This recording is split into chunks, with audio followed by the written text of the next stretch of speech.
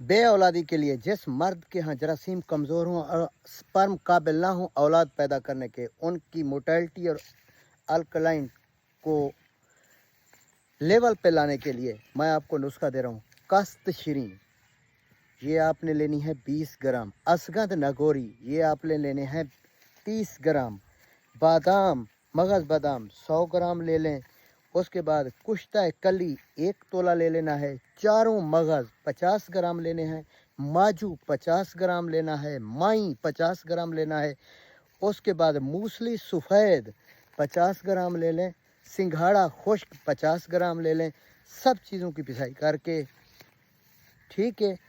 مصری کوزہ یہ آپ نے 150 گرام لینا ہے، مصری کوزہ اس میں مکس کر لیں، 1 چمچ صبح 1 شام دودھ کے ساتھ لیں۔ سپرم کی گرو کے لیے، مادے کو گاڑھا کرنے کے لیے اور قوت کے لیے، ان کے لیے یہ مجرب چیز ہے۔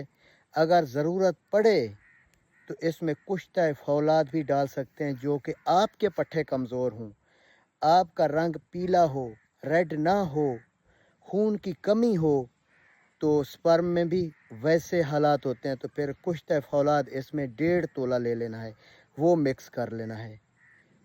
مجرب نسخہ ہے، یہ مغلظ ہے، استعمال کر سکتے ہیں۔